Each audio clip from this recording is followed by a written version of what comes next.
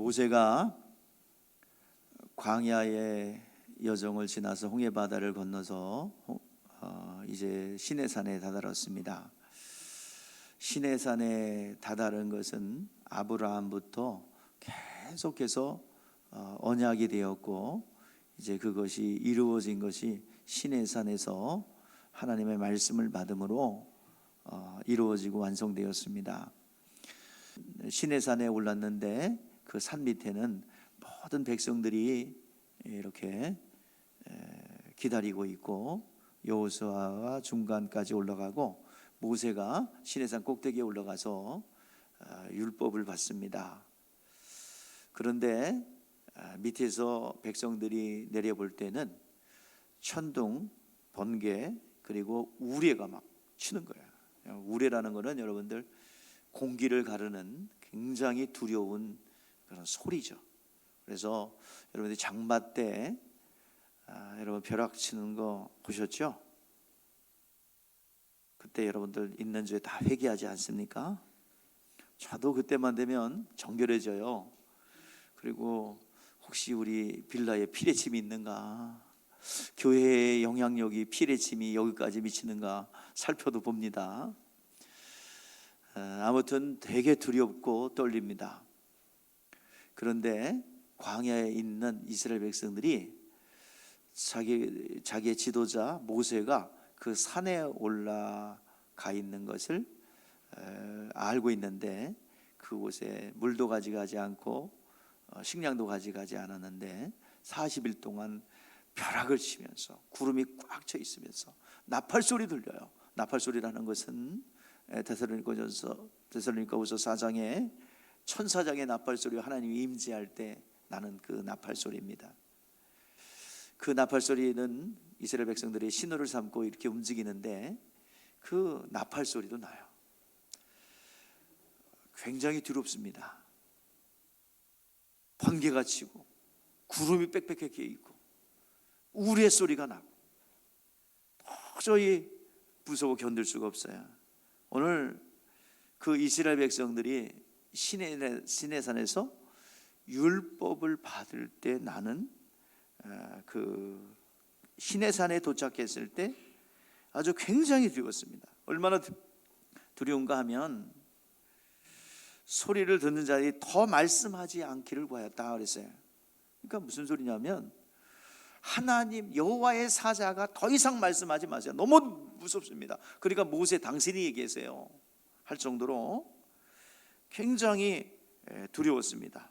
그리고 그 짐승도 올라오면 거기 죽을 거다, 아주 경고를 했어요. 그러니까 짐승도 올라오면 다 죽는다고 그랬는데 살아남지 못한다고 그랬는데 거기에 천둥 번개가 치니까 얼마나 두려워요. 이스라엘 백성들이 율법을 받고 하나님 말씀 받는 현장이 너무너무나도 두려워서 모세 당신이 말씀하세요 라고 이야기할 정도로 굉장히 두려워했던 것입니다. 그런데 바로 이 모세가 다다른 것, 모세가 이르는 것은 굉장히 두려운 것이에요. 율법을 받는 육체의 예법인 정죄의 예법인 죄인을 정죄하고 죄되게 하는 정죄의 법인 율법을 받는 그 시내산은 두렵고 떨렸습니다. 얼마나 두려운지 더 이상 여호와의 사자가 얘기하지 말게 해주세요, 모세 당신이 얘기해 주세요 할 정도로 굉장히 두려워했다는 것입니다.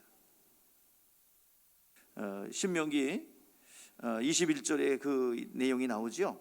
그 보는 바와 같이 그렇듯 무섭기로 모세도 그러되 내가 심히 두렵고 떨린다 하였느니라. 그러니까 18절 19절에는요 그들이 다다른 곳이 어디냐, 구약의 이스라엘 백성들이 다다른 곳이 율법을 받는 시내산이에요. 그곳에 다다랐는데 굉장히 무서웠어요. 그런데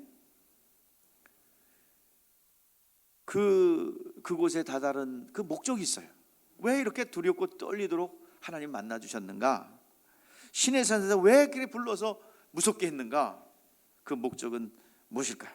오늘 그 목적이 있어요. 왜 두려움으로 여호와의 사자의 음성을 듣게 했는가? 그리고 백성들을 그렇게 뻘뻘 떨도록 만들었는가? 모세가 하나님의 사람인 것을 알게 하기 위한 것이고요. 그리고 하나님께서는 이처럼 공중에서, 하늘에서, 신의 산에서 말씀하셨습니다. 십계명을 말씀하셨어요. 그래서 우상을 만들지 말라는 거예요. 하나님은 다른 신과 구별된다. 다른 신들은 형상을 만들어 놓고 이 신이 너희들을 지키는 신이다라고 형상을 만들어 냈지만, 하나님은 형상을 만드신 분이 아니라 하나님의 본체가 형상화되신 분은 예수밖에 없어요. 근데 어떤 형태로든지 간에 하나님을 표현하려고 그러면 그건 우상입니다. 그래서 모세가 하나님의 사람이기도 하고, 근데 동시에 하나님은 다른 신과 구별되는데 말씀하시는 하나님이다. 자, 여러분들 오늘 이 시간 교회 오셨어요. 교회 오셨는데 무슨 형상을 만들어 놓고 거기다가 뭐 합장을 하거나 거기다가 뭘 빌거나 하지 않지요. 오늘 이 시간 기독교는 말씀하시는 그 말씀을 들어야 됩니다. 오늘 이 시간 설교를 듣는 거는 제가 말을 하는 것 같지만 여러분 만담하는 것도 아니고 재밌는 소리 하는 것이 아니에요. 여러분들 제가 선포하는 이 설교 시간에 하나님의 음성을 들을 수 있기를 바랍니다. 하나님의 권위를 가지고 선포할 때 여러분이 아멘으로 받아들일 때 그대로 되는 역사가 일어나게 되는 것입니다. 그래서 기독교는 말씀하시는 하나님을 만나는 거예요. 오늘 시간 말씀을 들으세요. 말씀을 듣고 믿으면 하나님의 실존이 경험되어지게 됩니다. 병이 낫게 되고요, 하나님의 살아계심을 경험하게 되면 가난한 자가 부유하게 되고요, 여러분들이 넘을 수 없는 한계가 돌파가 돼요. 영적 도약이 이루어집니다. 인간이 할 수 없는 일을 하게 된다 이 말이에요. 여러분들이 할 수 있는 거 그냥 하면 돼요. 그러나 하나님께서 오늘 이 시간 이 자리로 불러주시면 말씀을 통해서 믿음을 얻으라는 거예요. 믿음을 내놓으면 모든 것을 이룰 수 있고 성취할 수 있습니다. 그래서 하나님은 돌로 깎거나 나무로 조각하거나 어떤 형상을 만들어 놓고 거기다가 빌거나 절하는 것이 아니라 하나님은 말씀하시는 하나님이라는 것입니다. 그러므로서 세상 우상과 구별된 하나님, 말씀하시는 하나님, 우리 따라해 보시죠. 말씀하시는 하나님, 말씀하시는 하나님. 예, 하나님은 어떤 형상을 우리에게 보여주진 않아요. 그러나 말씀을 남겨놓고 가셨어요. 그 말씀은 창조의 말씀이 올시다. 그래서 여러분들 그 말씀의 씨앗이 여러분의 심령 가운데 떨어지면 그 말씀을 아멘을 받는 순간에 창조의 역사가 일어나게 될 줄 믿습니다. 병들어 있습니까? 말씀을 믿음으로 받으십시오. 그러면 재창조가 일어나게 될 줄 믿습니다. 여러분 무너진 단이 있습니까? 어떤 것이 무너진 것이 있습니까? 다시 말씀이 떨어지면 여러분의 심령이 아멘으로 말씀을 받으면 회복하는 능력이 있는 줄 믿습니다. 그래서 여러분 왜 질병에 걸리고 왜 사람들이 가난에 허덕이며 아침에 일찍 일어나고 늦게 누우며 살아가도 왜 모든 것이 가난할 수밖에 없으며 질병에 걸릴 수밖에 없으며 사고 속에 그렇게 두려워해야 합니까? 왜 그렇습니까? 그 사망과 가난과 질병들은 생명이 부족하기 때문에 생기는 것입니다. 영혼의 생명이 부여되는 순간에 여러분들 우리의 모든 사망의 불법의 그림자들이 떠나갈 줄 믿습니다. 그래서 오늘 이 시간 하나님의 말씀은 영생의 말씀이올시다. 그래서 말씀이 떨어지면 생명, 하나님의 강력한 생명으로 우리의 환경 가운데 있는, 우리의 육체 가운데 있는 모든 가난과 질병의 환경들을 밀어낼 줄 믿습니다. 여러분들이 숙명적으로 받아들였죠. 나는 이건 내력이야. 우리 집안에 내려왔던 내력의 질병을 가지고 있어. 이것은 고칠 수 없어. 그것 때문에 못 고치는 거예요. 오늘 이 시간 여러분들의 마음에 믿음이 있다면 하나님의 말씀이 내 안에 임하는 그 믿음만 있다면 이 산을 들어 저리로 옮기는 놀라운 역사가 여러분 가운데 나타나게 될 줄 믿습니다. 이제 너희가 잃은 곳, 그러니까 이스라엘 백성들이 다다른 곳이 어디냐? 시내 산입니다. 짐승도 줬거면 다 죽일 거야 하는 두려움, 거기서 받은 말씀이 율법이에요.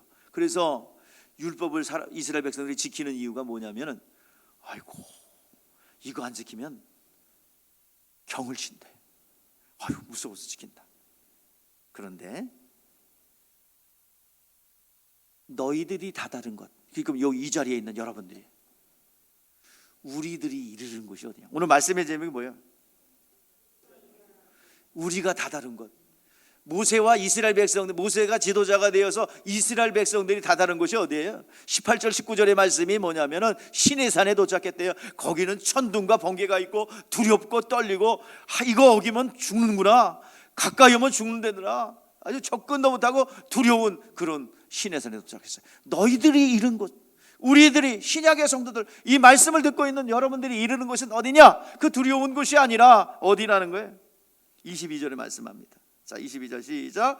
그러나 너희가 이른 곳은 시온산과 살아계신 하나님의 도성인 하늘과 예루살렘과 천만 천사와 하늘에 기록된 장자들의 모임과 교회와 만민의 심판자이신 하나님과 및 온전케 된 의인의 영들과 그랬어요.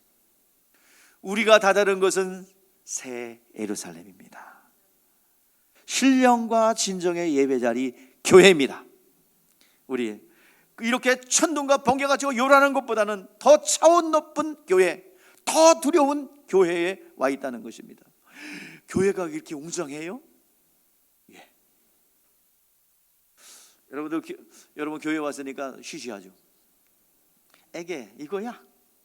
그런데 애게 요가 아니에요. 예수님 오실 때 어땠어요? 세상은 다 잠잤죠? 여러분, 교회는 만물을 충만케 하는 충만이 넘치는 곳입니다. 여러분들이 생명을 다루는 것이 교회예요. 교회를 통해서 진정한 축복이 흘러나갑니다. 여러분, 교회는 연약한 것 같지만 연약하지가 않아요. 우리가 눈에 보일 때 하찮은 것 같은데, 그 하찮게 보이는 일이 굉장한 일들이 많이 있습니다. 예수님이 이 땅에 오신 거는요, 굉장한 거예요. 그래서 AD와 BC로 나눠지게 되죠. 예수님 오는 걸 중심으로 오기 전을 BC, Before Christ라고 하고요, 예수님 오신 이유를 AD, 아노 도미니라고 합니다. 이 예수님을 기점으로, 그래서 예수님 오신 것이 역사의 정점이 되고 분수령이 되는 거예요. 그러면 예수님 오신 것은 굉장한 일이죠. 그런데 세상은 잠잤단 말이에요. 새벽에 오셨을 때. 그런데 영적인 세계에서는 어떤 일이 벌어져요? 세상은 그냥 고요하게 말고요에 예수님 조용히 오셨어요. 근데 영적인 세계에서는 천사들이 막 찬송을 합니다. 지극히 높은 것은 하나님께 영광이여, 땅에서 기뻐하시는 일본 자들의 평화로다, 그러면서 찬양과 경배가 이루어졌고, 그리고 영적 세계에 난리가 났어요. 악한 영에 속한 이들은 야, 그분이 온대더라, 죽여라, 헤롯을 동원하여 베들레헴에 있는 2살 된 어린아이를 죽이고, 그리고 완전히 싹쓸이 하려고 막 움직였어요. 분주하게 군왕들이 움직였고 관리들이 움직였습니다. 수많은 세상의 제사장들이, 육체에 속한, 율법에 속한 제사장들이 움직였어요. 분주하게 움직였습니다. 그런데 세상은 고요해요. 여러분, 세례를 받았죠? 세례가 굉장한 겁니다. 여러분의 영혼에 이 사람은 구원받은 사람입니다 라는 표시를 가져요. 사람 눈에 안 보여요. 하나님은 그 사람이 구원받았구나 라는 표시를, 구원받은 사람에게 표시를 하는 거예요. 이스라엘 백성들이 난지 8일 만에 할례를 받는 것처럼 그렇게 표시를 갖는 거예요. 제가 여기서 세례를 줍니다. 기대를 해요. 옷도 예쁜 거 입고 오라 그러고 막 교육시킬 때 굉장할 줄 알아요. 그래가지고 여기서 이제 와서 제가 기도를 해줘요. 예수의 이름으로 각 개인마다 예언적인 기도가 나가요. 막 나갑니다. 그때까지는 좋았어요. 야, 이거 또 다음 단계가 있겠구나. 그러고서 기도를 마친 다음에 성부와 성자와 성령의 이름으로 세례를 주노라. 그리고 물을 탁 하더니 이게 다야? 하는 눈치예요. 끝나고 나면 이게 이게 다야? 라는 눈치예요. 그래서 가시라고 그래야 꼭 내려가더라고요. 이제 끝났습니다. 내려가시죠. 그래야 내려가지. 뭔가 아쉬운 게 있는 것 같아요. 기대를 했는데 이게 요거야? 라고 생각하는 것 같아요. 그러나 여러분들, 우리는 조그만 의식 갖고 보잘것없는 것 같죠? 놀라운 역사가 있는 거예요. 성만찬도 마찬가지예요. 사람이 눈으로 볼 때는 소꿉장난하는 것 같죠, 여러분들. 떡도 많이 주는 것도 아니고 이만큼 띄워주면서 무슨 말이야. 그 포도주도 뭐 잔에다가 한 잔씩 주는 것도 아니고, 그거 먹으면 집에 못 가요. 음주운전 걸려서. 그거 주면서 뭐 소꿉장난 같죠. 근데요, 그게 굉장한 겁니다. 이게 볼 때 소꿉장난 같아도 그 고백을 하는 거예요. 제대로 알고 하면요, 굉장한 능력이 있습니다. 여러분들이 뭐 보약 먹는 것보다 그거 먹는 게 나을 거예요. 내 안에 예수의 생명과 예수의 피가 있음을 확인하고 내가 이것을 예수님 오실 때까지 전하겠습니다, 그 고백을 하는 그 고백이 된다면 귀신이 떠나갑니다. 여러분, 무너진 것들이 회복됩니다. 생명이 딱 공급되는 거예요. 그 고백하는 순간에 그 포도주에 무슨 성분이 있는 것이 아니라, 떡에 성분이 있는 것이 아니라 그 고백이 능력이 있는 거예요. 오늘 여러분들 그 보잘것없는 것 같지만 그게 굉장한 교회 생활하고 신앙생활하는 거 여러분 시시한 것 같죠? 아니요, 인생이 바뀝니다. 오늘 이 자리에 예배 자리에 나와 있는 거, 그리고 여러분 여기서는요 재미있는 소리 들으면 안 돼요. 재미있는 건 우차싸가 재밌어요.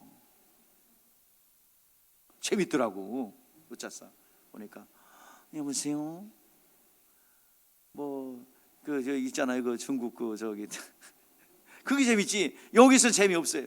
여기서는 뭐 들으러오는 거예요? 하나님의 음성 들으러오는 거예요. 한 말씀 들리면 인생이 바뀐다니까. 두 개도 필요 없어요. 한 말씀이에요. 성경에 보면은 오직 의인은 믿음으로 말미암아 살리라, 이 한 말씀이요 마틴 루터라는 사람에 떨어져요. 두려워하지 않습니다. 그 당시에 왕권을 갈아치울 수 있는 그 권력을 대적합니다. 그 교양권을 대적하여 비텐베르크 성당에다 95개 조항을 내면서 당신이 한 거 잘못됐어, 그 정도로 담대한 거예요. 오늘 여러분, 하나님의 말씀이 한 말씀만 임하면 놀라운 하나님의 생명의 역사가 임하게 될 줄 믿습니다. 마리아에게 말씀이 임해요. 처녀예요. 16살 소녀입니다. 처녀인데 너 아이가 있을 거야. 아니, 사내를 알지 못하는데 어떻게 아이가 있습니까? 하나님의 능력이 너를 덮으면 능치 못함이 없다. 하나님의 성령이 너를 덮으면 능치 못함이 없다. 말씀대로 되어지리이다 하는 순간에 하나님의 생명력이 착상된 것처럼 여러분 아멘으로 받는 그 순간에 여러분 사망과 불법이 점령했던 여러분의 인생 가운데 하나님의 창조의 말씀, 생명의 말씀, 영생의 말씀이 자리 잡게 되고 그 생명의 말씀이 작동되기 시작할 줄 믿습니다. 이 자리가 그냥 보통 자리가 아니에요. 시시한 자리가 아니에요. 사람이 볼 때만 시시하지 하나님이 볼 때 영적 세계는 그렇지 않습니다. 그래서 신앙생활은 여러분 영계에 들어온 겁니다. 지금 육체는 여기 교회 이 공간 안에 들어와 있죠. 그러나 우리의 영혼은 새 예루살렘. 여기 지금 뭐라고 돼 있어요?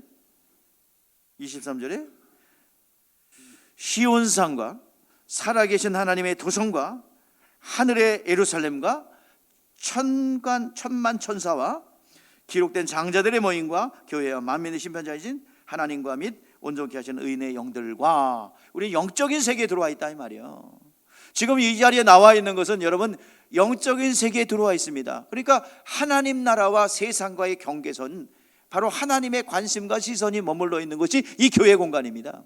그래서 여러분들이 교회에서 활동하고 교회에서 헌신하고 봉사한 것, 그리고 교회에서 예배드리는 현장에 나와 있는 것, 하나님께서 가볍게 보지 않습니다. 여러분 인생이 바뀌는 놀라운 역사가 일어나게 될 줄 믿습니다. 하늘은 영적 세계, 저 가는 세계가 아니라 오늘 우리는 신의 산에 있는 것이 아니라 우리는 지금 이 자리에 나와 있습니다. 새 예루살렘, 영적인 세계가 움직이는 곳, 하나님의 군대들이 움직이는 이곳에 여러분들이 와 있다는 사실을 잊지 않기를 바랍니다.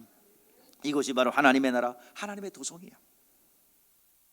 저 먼 세계가 아니라 지금 이 자리에 지금 들어와 있다 이 말이에요.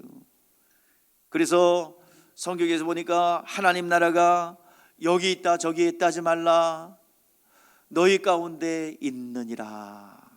하나님의 나라는 우리 가운데 있습니다.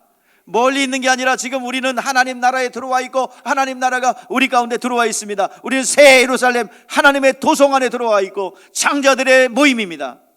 여러분들 그 영적인 놀라운 자리에 있음을 여러분들 잊지 않기를 바랍니다. 그래서 성령으로 귀신을 쫓아내는 것이면, 성령을 힘입어 귀신을 쫓아내는 것이면 하나님 나라가 너희 가운데 임하였느니라. 여러분들 여기서도 예수의 이름으로 귀신을 막 쫓아내죠. 그냥 예배 시간에 막 떨어져 나가는 경우도 있고 드러나서 나가는 경우도 있고, 여러 가지 성령의 능력으로 귀신을 쫓아내는 것이면 하나님 나라가 너희 가운데 임하였다 이 말이야. 우리 하나님의 도성 안에 들어와 있고 하나님의 새 예루살렘에 지금 이미 들어와 있는 영적 세계를 살고 있습니다. 이게 굉장한 겁니다. 근데 이 새 예루살렘은 누가 지키고 있느냐? 우리 22절 하반절 23절 말씀에 보니까 누가 지킨대요? 누가 지킨대요? 예루살렘과 천만 천사, 하나님의 천군 천사가 지키는 곳입니다. 교회가 연약한 것 같지만 연약하지가 않습니다. 어떤 정권이든지 어떤 권력이든지 교회를 대적하고는 무사하지 않습니다. 처음에는 이기는 것 같아요. 핍박 통해서 기독교가 죽는 것 같아요. 그러나 세상에 수많은 군왕들이 성경을 장사 지내려고 그 성경을 없애버리겠다고 성경을 무덤에 장사 지내는 조종소리가 많이 들렸지만은 누구도 성경을 없앨 수 없었고 기독교회를 없앨 수 없었고, 그루터기가 일어나고 가시밭의 백합화가 다시 향기를 내듯이 기독교회는 다시 일어났습니다. 어느 권력도 어떤 군왕도 교회를 잔해할 수 없었어요. 1200년의 교황권을 가지고 눌렀지만 마틴 루터 일어났습니다. 중국 선교는 실패했다고 100년의 세월이 흘렀어요. 그리고 모든 선교사님이 철수했습니다. 그리고 100년이 지나서 들어가 보니 삼자교회, 가정교회 1억의 기독교인들이 있었어요. 저는 궁금합니다. 통일되면 북한의 교회 성도들이 몇 명이 있을까? 공식적으로 북한에 들락거리면서 선교하시는 목사님들 얘기 들어보니까 300만이 있다. 그리고 그들이 가지고 있는 성경책을 가지고 나와요. 교환해가지고 다 예배드리다 발각되면 다 죽는데 그냥 탱크로 밀어 죽이고 깔아 죽이고 걸리면, 그리고 어린아이들에게 이야기합니다. 어린이 여러분, 요 책을 할머니 할아버지가 보고 있으면 신고해 주세요. 그러면 저요, 우리 할머니가 이거 보고 있어요. 그러면 당장 가서 체포다. 그런 와중에도 기독교는 없어지지 않습니다. 통일이 되면 몇 명의 기독교인이 있을까 궁금합니다. 여러분, 기독교는 그렇게 간단하게 사람들이 막 이렇게 조종할 수 있는 데가 아니에요. 권력자가 함부로 막 흔들어댈 수 있는 데가 아니에요. 권력자들이 교회를 잔해했다가 그 마지막에 만류가 얼마나 비참한지 저는 역사를 연구하고 교회사를 연구하면서 봅니다. 얼마나 두려운 것인지. 교회는요, 천군 천사가 지켜요. 눈에 보이지 않지만 수많은 백만 천사가 지키고 있다는 것입니다. 그래서 예수님께서 천사들을 바람으로 불꽃으로 삼아 지키고, 또 이 천사들은요, 권능의 천사들은 이 하나님을 이제 구원받은 후사를 섬기라고 보냈다라고 말씀하고 있어요. 천군천사 불꽃으로 삼았다 말이에요. 우리 구원받는 후사를 섬기라고 보내는 것이고 우리를 섬기라고 했습니다.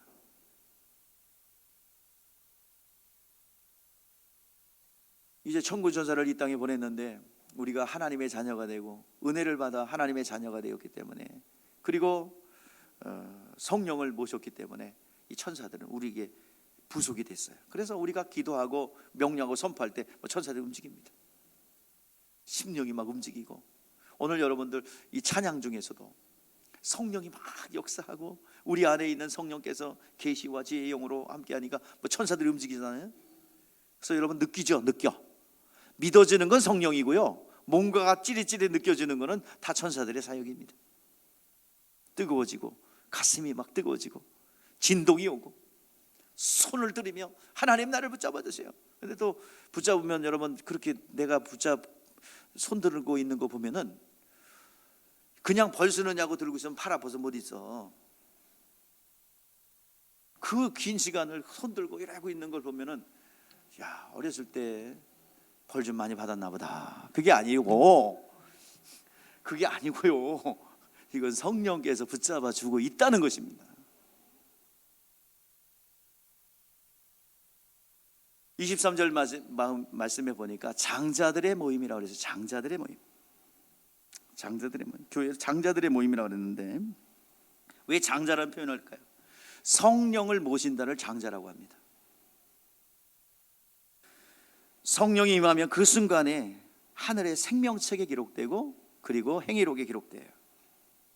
어린아이가 태어나면 제일 먼저 등본에 올리는 것처럼 우리가 예수 믿고 성령 받으면 등록이 딱 하늘에 돼버려요. 시민권이 하늘에 딱 있어요. 그때부터 상속자입니다. 누구의 상속자예요? 하늘의 것의 상속자예요. 그래서 장자라는 표현을 하는 거예요. 그래서 성령을 모신 자는 후사요 상속자요. 교회는 바로 에덴의 주님의 에덴이요, 에덴의 회복이요, 주님이 부르신 영혼을 보호하는 것입니다.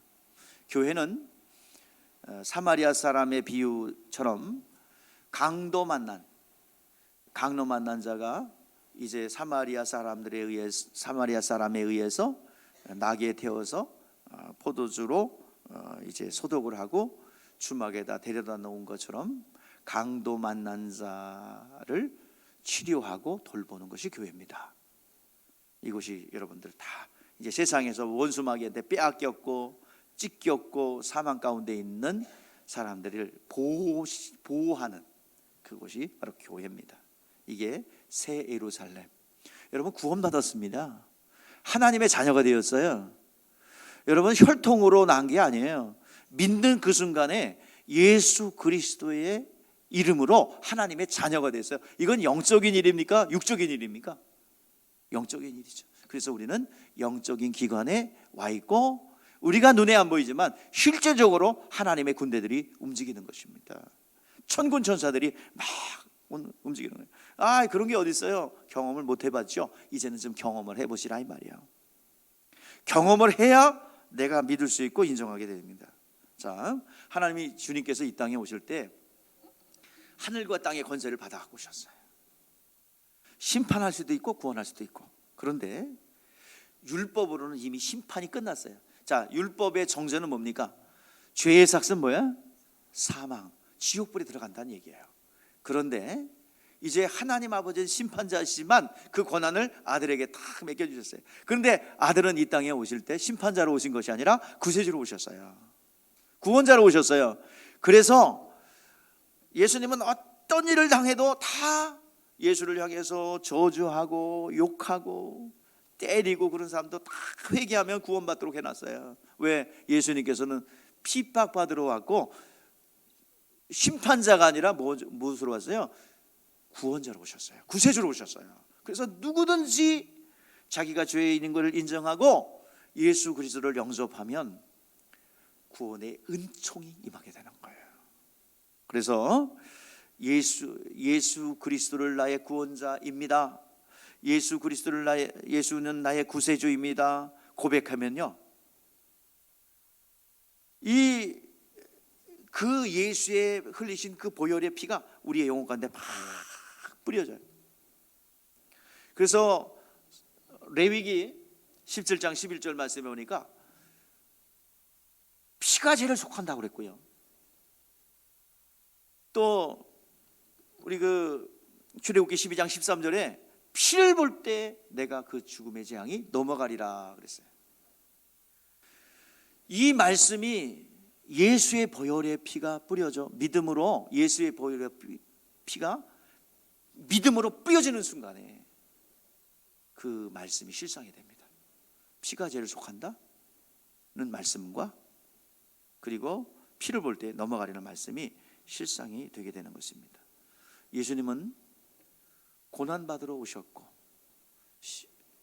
심판자가 아니라 구원자로 오셨기 때문에 무슨 일을 당해도 다 용서해 줄 수가 있습니다. 그러나 예수님 다시 오실 때는 구원자가 아니라 심판자예요. 그래서 이 세상에 육체가 있는 동안에 믿지 않는다면 다음번에 예수님 만날 때는 여러분 심판자로 만나게 됩니다. 오늘 이 시간 지금 말씀을 듣는 이 순간이 구원받을 때요 구원의 날이라 라고 말씀하고 있습니다. 오늘 우리 고백해 봅시다. 예수님은 나의 구원자이십니다. 예수님은 나의 구세주 주인이십니다. 이 고백만 하면 구원받는다 이 말이야. 예수의 보혈의 피가 죄를 속한다. 예수의 보혈의 공로가 내 죄를 속하는 것입니다. 예수의 보혈의 피가 모든 죽음과 사망의 그림자에서 우리를 구원하는 것입니다. 여러분 가난과 질병 그리고 우리 가운데 끊임없이 다가오는 고통 없을 수 없어요. 인생 가운데. 그러나 이것을 어떻게 처리하느냐는 겁니다. 오늘 예수 그리스도께서 다 감당하셨습니다. 그것이 여러분들이 실상이 되어 여러분 것이 되기를 바랍니다. 자, 24절 말씀을 보니까 새 언약의 중보자이신 예수와 및 아벨의 피보다 더 나은 것을 말하는 뿌린 피니라 그랬어요. 아벨의 피가 있고요 예수의 피가 있대요. 뭐가 다를까요? 자, 아벨은 어떤 사람이에요? 형 가인이 돌로 쳐서 죽였어요. 왜요? 아니 하나님이 자기가 드린 제사는 안 받고 아벨의 제사만 받았어요. 시기가 나니까 저 밭에 갔을 때 그냥 돌로 동생을 그냥 쳐서 죽였어요. 가인이 죽였어요. 그러면 아벨이 억울하게 죽었죠. 그래서 아벨의 피는요 그 아우의 핏소리가 신원한다 그랬어요. 그래서 아벨의 피는요 무슨 피냐? 정죄하는 피예요. 원수가 없는 피예요. 내가 억울하게 죽었습니다. 내가 죽었기 때문에 이 원수를 갚을 수가 없어요. 하나님 원수를 좀 갚아주세요. 이것이 아벨의 피예요. 원수를 갚아달라는 신원하는 피입니다. 그러나 예수 피는 어떤 피예요? 예수 피는 저들의 죄를 용서하여 주시옵소서. 저들이 하는 일을 알지 못하나이다. 예수의 피는 우리의 죄를 용서해 주시는 거예요. 원수는요 서로 간에 죽고 죽이는 관계입니다. 그런데 원수된 우리들을 저들의 원수의 죄를 용서해 주세요.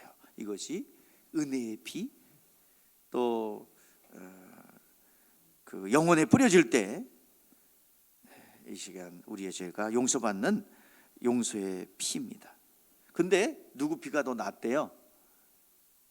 자, 아벨의 피보다 예수 피가 더 낫다라는 말은 더 성분이 좋다는 얘기가 아니고 은혜 가운데 있다라는 거야. 용서 가운데 있다는 거야. 아벨의 피는 정죄하는 피요.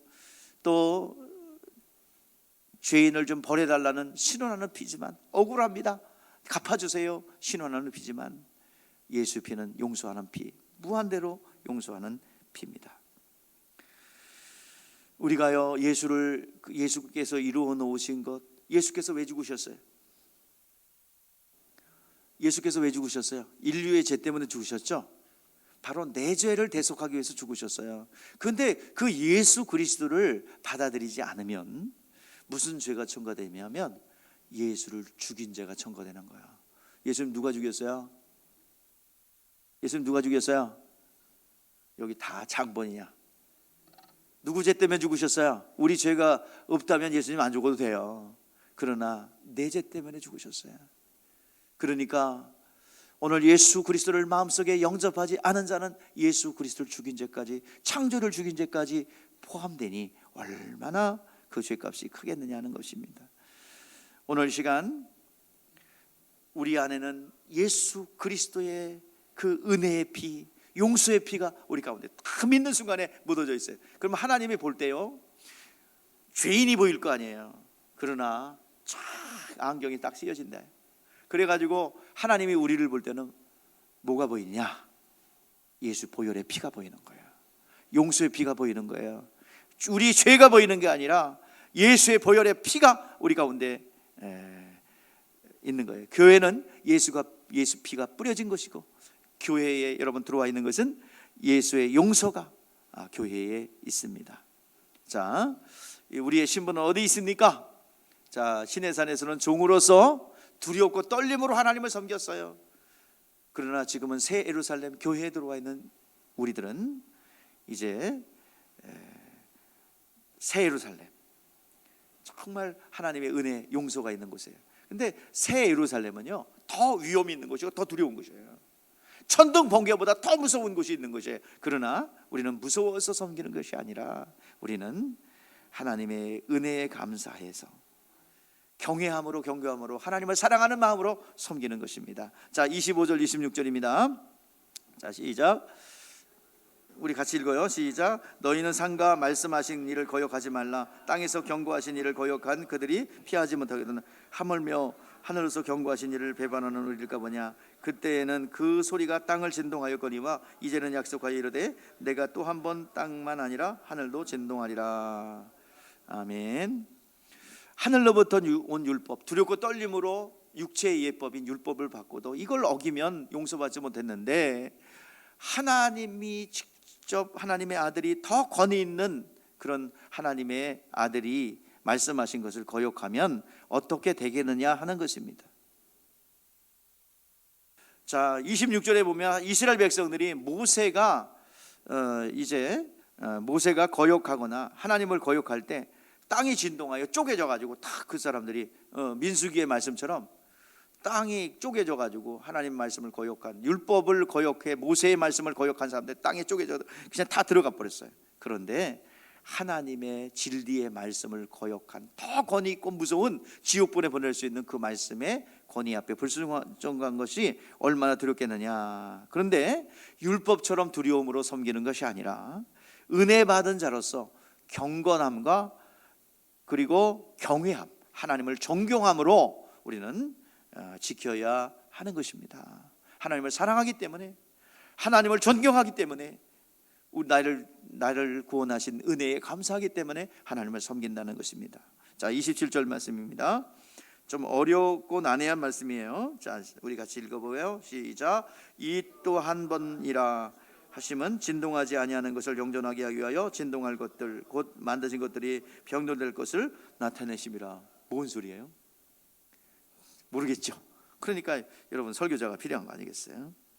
우리가 유업으로 받은 것은 진동하지 않는 하나님의 나라예요. 은혜 받은 자의 종과 같이 두려움으로 섬기라. 그 은혜 받은 자는 종과 같이 두려움으로 섬기지 말라는 얘기예요. 그러니까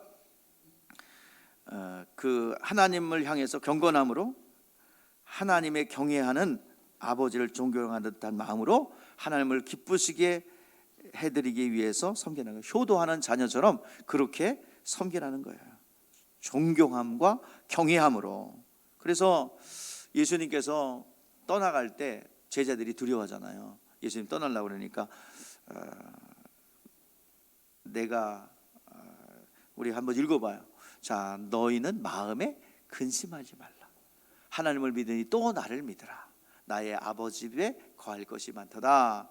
그렇지 않으면 너희에게 이르시리라. 내가 너희를 위하여 거처를 예배하러 가느니 가서 너희를 위하여 거처를 예배하면 다시 와서 너희로 내게 영접하여 나 있는 곳에 너희도 있게 하리라. 예수님께서 가시면서 두려워하지 마라. 내가 너희들의 처소를 마련하러 간다 라고 말씀하고 있습니다. 자, 여기서 말하는 것은 우리가 가야 될 곳에 대해서 말씀하고 있는 거예요. 우리가 가야 될 곳이 어디예요? 자, 지금 이미 어디 들어와 있어요? 새 예루살렘 교회에 들어와 있죠. 우리의 최종 목적지, 정말 우리가 실질적으로 이제 실제화돼서 우리가 온몸과 영혼이 가야 될 곳, 이곳이 어디예요? 하나님의 나라 새 예루살렘과 새 땅, 이미 들어와 있고 이거 실상이 돼서 우리에게 다가오는 그것을 이제 우리가 가야 될 것입니다. 자, 평안이, 하나님의 용서가 영혼에 임했을 때 하나님의 평강이, 그리고 영혼의 그 하나님의 그 은혜가 우리 가운데 임했을 때 우리는 거기에 에너지를 얻게 되고, 그 에너지를 얻은 우리들은 그 길을 갈 수가 있어요. 자, 여러분들의 마음이 기쁘고 행복할 때, 마음이 즐거우면 육체도 힘이 나서 막 움직입니다. 의욕이 생깁니다. 한국 사람의 에너지가 있죠. 신바람이라는 거. 한국 사람은 신바람 나면요 힘든 것도 몰라요. 월급도 안 받아요. 신바람이 내면 그냥 막 원동력이 발휘됩니다. 그 신바람이 꼭 그 올림픽 있을 때나 이럴 때만 발휘되지 평상시 때는 별로 안 나요. 그래가지고 위기가 오거나 IMF나 이럴 때 위기 상황이 있으면 이렇게 작동이 돼요. 저력들이 가장 일반적으로 있는 저력들이 신바람이에요. 신바람. 이건 다 연구된 거예요. 한국 사람의 특징, 신바람. 위기가 찾아올 때 금모으기 뭐 이런 거. 또 올림픽 때 그 질서를 안 지키고 야구장 가서 보니 절대로 우리나라 사람들은 올림픽을 치를 가능성이 없어요. 그런데 올림픽을 딱 열자 그 질서를 안 지키는 사람들은 질서를 지키기 시작하고, 그리고 교통체증 때문에 안 막혀서 움직이도 못하는데 갑자기 차를 하나도 안 가지고 나오고 올림픽을 잘 치러가지고 감동했어요. 요 원동력이 신바람이라는 거예요. 근데 올림픽 지나니까 또 원위치 됐어. 또 이 신바람은 언제 또 발휘됐어요? 대한민국 할 때. 그때 또 발휘돼요. 그래서 또 원위치. 그래서 또 이제 위기가 찾아오면 또 발휘돼. 대표적인 게 이제 의병이에요. 의병. 위기가 찾아올 때. 자, 그런데 이 신바람, 의욕, 이걸로 신앙생활하면 안 돼요. 신앙생활을 움직이는 원동력, 힘은 하나님의 힘이어야 됩니다. 제가요 이렇게 열심히 하시는 분들 보면은 내가 꿰뚫어 봐요. 싹 봅니다. 싹. 저 움직이는 원동력이 무엇인가? 저 영원한 나라의 소망을 가지고 달려가면 건강해요. 빙고, 맞는 거예요. 존경합니다. 중보기도 합니다. 축복하여 주셔. 근데 움직이는 원동력이, 남자 같은 경우에 저 결혼 안 한 남자들 같은 경우는 처갓집 말뚝에 절을 하는 식으로, 또 그 원동력, 움직이는 힘이 파워 오브 러브, 이것이 되거나 또 어떤 다른 목적을 가지고 있으면 이거는 넘어집니다. 어려움이 찾아오면 팍 넘어져요. 그렇기 때문에 제가 불안해요. 말려야 돼. 그런 사람들은 말려. 열심을 내지 못하도록. 근데 이 영의 일이기 때문에 하나님의 힘이 있을 때 자기 자신을 움직여요. 근데 이 힘이 없고 하나님의 말씀과 소망의 원동력이 아닌 사람들은 감정 따라 움직입니다. 기분 따라. 은재는 뭐가 잘 풀리면 막 신앙생활 잘하면 할렐루야, 하나님이 하셨습니다. 하나님이 나를 책임져 주셨습니다. 그러다 어려움이 찾아오면 확 꼬꾸라져서 하나님이 날 버렸어. 하나의 원동력이 이게. 그래서 제가 그 원동력이 신앙이 아니고 믿음이 아니고 어떤 종교적 열심으로 하는 것 같으면, 주여 저러면 안 되는데요, 하나님 말릴 수 있는 그 기회를 주십시오. 또 말리면 목사가 안 하지 말라고 그랬을 거 아니에요. 또 시험 들어 거기서 또 시험. 그러니 말릴 수도 없고 열심히 해라고 독려할 수도 없고 그냥 이렇게 지켜 그저 바람만 보고 있는 거예요. 제가 이렇게 인상이 좀 안 좋으면은 뭔가 내가 지금 잘못된 방향으로 가고 있나 보다, 그렇게 보시면 돼요. 아무 소리 안 하고 있으면. 목회자가 하는 일은 그걸 말려주는 거야. 열심히 하는 거. 그 원동력이 어디 있느냐? 하나님의 은혜, 에너지가 하나님의 그 말씀과 성령이 원동력이 된다면 아무 지장 없어요.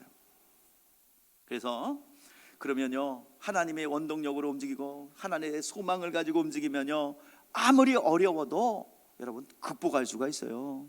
소망을 바라보며 달려갈 수가 있어요. 그리고 결국 승리하여 그 하나님의 약속하신 것에 실상이 탁 다가와 열매로 다가옵니다. 열매로 다가온다는 것은 많은 영혼들을 구령하는 그 열매로 다가오게 됩니다. 그리고 본인도 복을 받고요.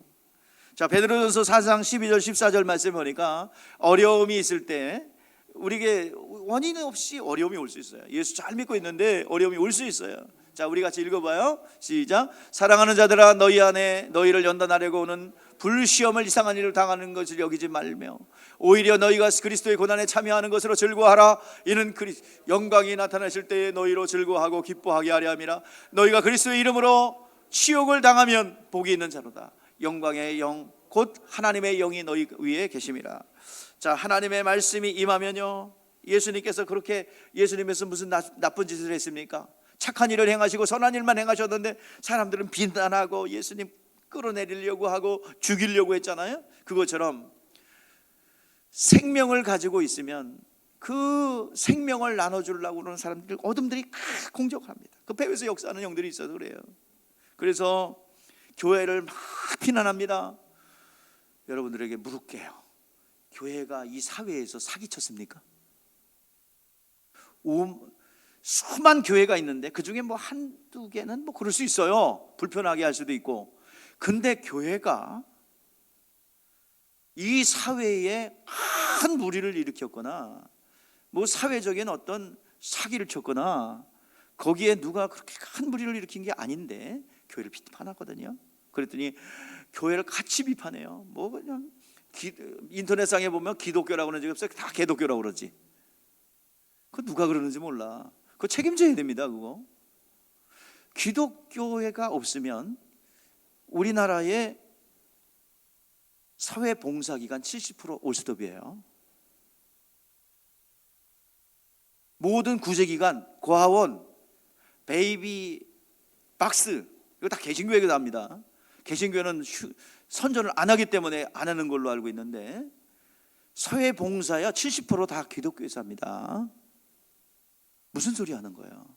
그리고 교회는 복음을 전하는 것이지 구제기관이 아닙니다. 그럼에도 불구하고 70%다 기독교에서 합니다. 사회봉사 이거 다 기독교에서 하는 거예요. 무슨 소리 합니다. 그게 왜 비판해? 근데 그것도 모르고 그렇지 교회가 그렇게 해야 돼. 교회는 그 맨날 뭐 하는 거야 이거 도대체가 다 합니다. 굿네이버스라든지 이런 기관에 후원하는 데가 다 기독교예요.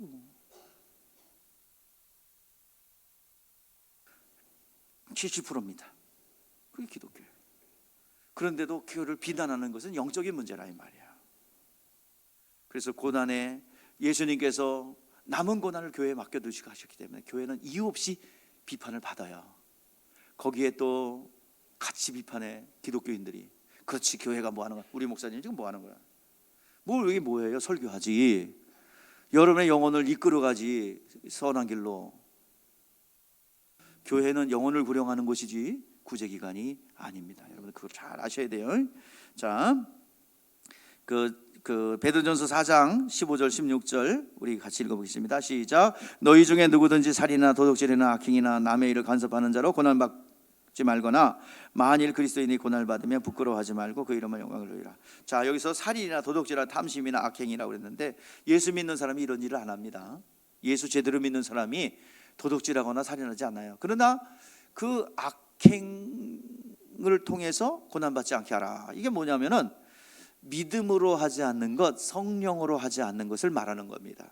이것이 살인죄와 악행죄와 도둑질하는 죄와 같이 아주 무겁다는 얘기예요. 이것은 용서받지 못한다는 얘기예요. 그리고 남의 일을 간섭하는 자로 고난받지 말거니와.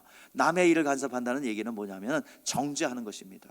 율법이라는 이 두렵고 떨리는 안경, 정죄하는 안경, 율법의 안경을 쓰면요 남들의 죄가 보여요. 진리 안경을 쓰면 자기 죄가 보여요. 그래서 성경에서는 누구도 정죄하지 말라. 정죄하자는 진리. 자기 자신의 죄를 봐야지 왜 남들은 이렇고 저렇고 얘기하느냐 이 말이에요. 이건 정죄입니다. 율법의 안경을 쓰고 정죄함으로 고난받지 않게 하라. 자, 성령으로 하지 않으면 자기 자신이 나오는 거예요. 그래서 남의 죄를 정죄한 일로 죄값을 치른다 그랬어요. 그러니까 여기서 죄값을 치른다는 얘기는 하나님이 안 쓰는 걸 얘기합니다. 뭐 죄값을 치른다 이렇게 지옥 간다 그 말이 아니라 하나님이 쓰지 않는 것을 얘기하는 것입니다. 마지막 28절 29절 우리 같이 읽어보겠습니다. 시작. 흔들지 않는 나라에 받았은즉 은혜 받자. 이로 말미암아 경건함과 두려움으로 하나님을 기쁘게 섬길지니 우리 하나님은 소멸하는 벌이라. 자, 이거는 뭐냐면은 우리가 가진 이 믿음을 하나님은 심판주기 때문에 지금은 은혜의 주님으로 왔어요. 그러나 이제 나중에 만날 때는 심판주로 오세요. 그렇기 때문에 자기 영혼을 지키고 보호하라는 거야. 자, 어떻게 지키고 보호하라는 거냐? 의로운 행동을 통해서 지키고 보호하라는 게 아니라 하나님이 주신 선물, 하나님이 주신 은혜를, 그리고 하나님을 믿는 믿음을 끝까지 지키는 거예요. 끝까지. 그 마지막 이제 우리가 예수께서 피 흘리신 공로로 의롭게 되었죠. 이것을 우리가 끝까지 지키고 믿음을 완수해야 된다는 얘기예요.